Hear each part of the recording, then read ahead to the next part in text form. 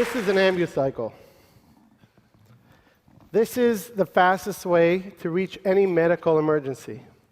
It has everything an ambulance has, except for a bed. See the defibrillator, you see the equipment. We all saw the tragedy that happened in Boston. When I was looking at these pictures, it brought me back many years to my past when I was a child. I grew up in a small neighborhood in Jerusalem. When I was 6 years old, I was walking back from school on a Friday afternoon with my older brother. We were passing by a bus stop. We saw a bus blow up in front of our eyes. The bus was on fire, and many people were hurt and killed. I remember an old man yelling to us and crying to help us get him up. He just needed someone helping him. We were so scared, and we just ran away. Growing up, I decided I want to become a doctor and save lives. Maybe that was because of what I saw when I was a child. When I was 15, I took an EMT course, and I went to volunteer in an ambulance. For 2 years, I volunteered in an ambulance in Jerusalem.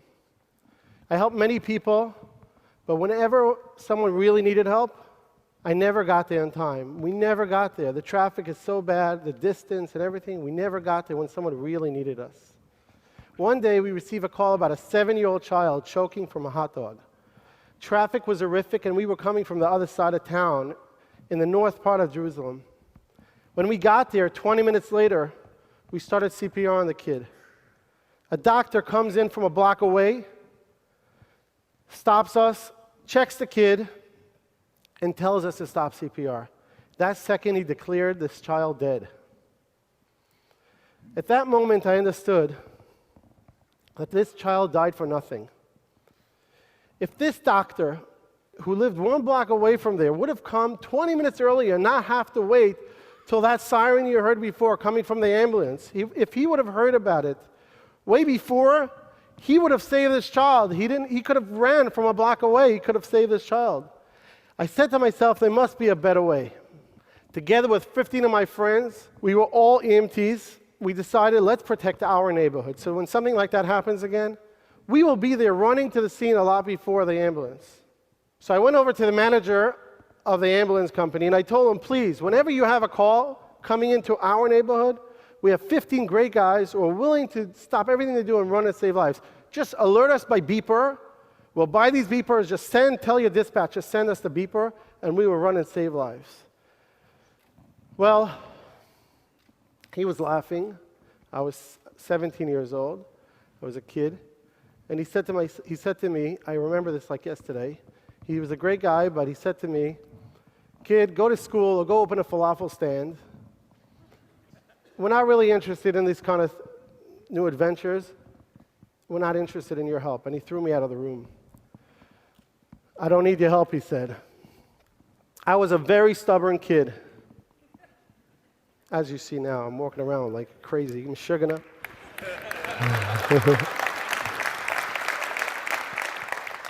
So I decided to use the Israeli very famous technique you probably all heard of, chutzpah. And the next day, I went and I bought 2 police scanners. And I said, the hell with you. If you don't want to give me the information, I'll get the information myself. And we did turns, who's going to listen to the radio scanners. The next day, while I was listening to the scanners, I heard about a call coming in of a 70-year-old man hurt by a car only 1 block away from me on the main street of my neighborhood. I ran there by foot. I had no medical equipment. When I got there, the 70-year-old man was laying on the floor. Blood was gushing out of his neck. He was on Coumadine. I knew I have to stop his bleeding, or else he will die. I took off my yarmulke because I had no medical equipment. And with a lot of pressure, I stopped his bleeding. He was bleeding from his neck. When the ambulance arrived 15 minutes later, I gave him over a patient who was alive.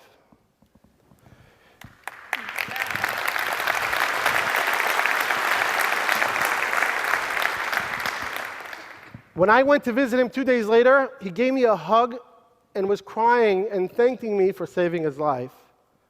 At that moment, when I realized this is the first person I ever saved in my life after 2 years volunteering in an ambulance, I knew this is my life mission. So today, 22 years later, we have United Hatzalah.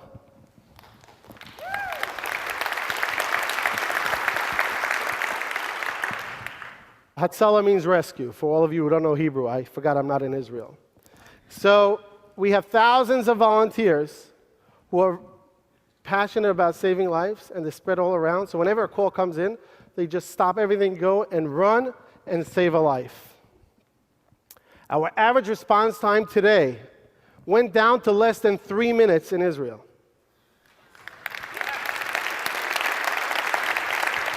I'm talking about heart attacks, I'm talking about car accidents, God forbid, bomb attacks, shootings, whatever it is. Even a woman 3 o'clock in the morning falling in her home and needs someone to help her.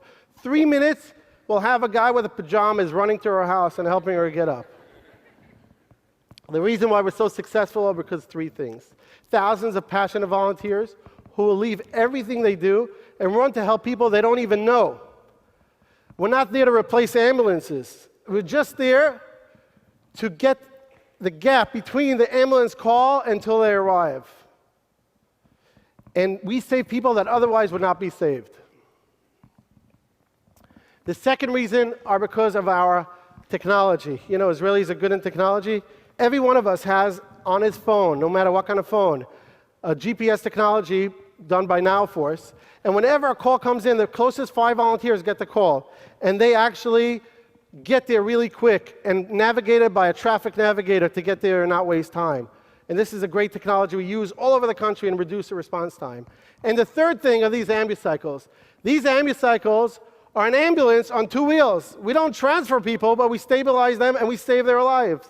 They never get stuck in traffic. They could even go on a sidewalk. They never literally get stuck in traffic. That's why we get there so fast. A few years after I started this organization in a Jewish community, 2 Muslims from East Jerusalem called me up. They asked me to meet. They wanted to meet with me. Muhammad Asli and Murad Aliyan. When Muhammad told me his personal story, how his father, 55 years old, collapsed at home, had a cardiac arrest, and it took over an hour an ambulance to arrive, and he saw his father die in front of his eyes, he asked me, please start this in East Jerusalem. I said to myself, I saw so much tragedy, so much hate, and it's not about saving Jews, it's not about saving Muslims, it's not about saving Christians, it's about saving people. So I went ahead, full force.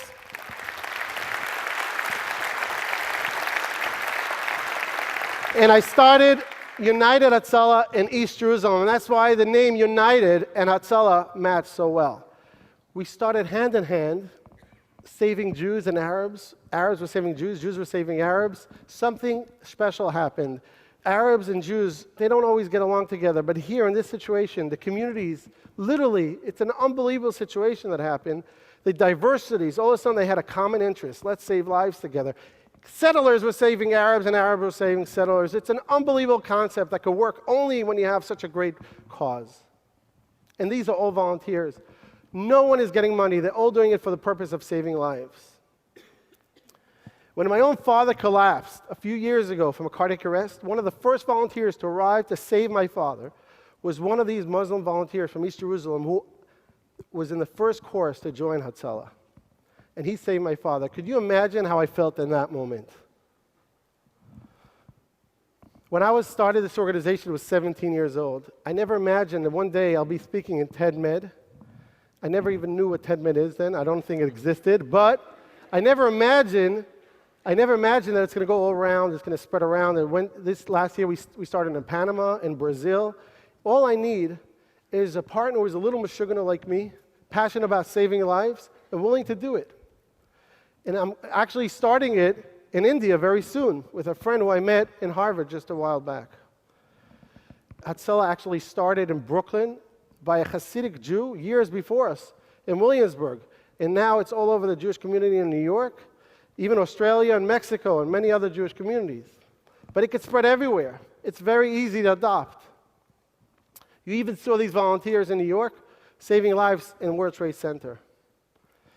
Last year alone, we treated in Israel 207,000 people. 42,000 of them were life-threatening situations. And we made a difference. I guess you could call this a life-saving flash mob, and it works. When I look all around here, I see lots of people would go an extra mile, run an extra mile to save other people. No matter who they are, no matter what religion, no matter where they come from. We all want to be heroes. We just need a good idea, motivation, and lots of chutzpah, and we could save millions of people that otherwise would not be saved. Thank you very much.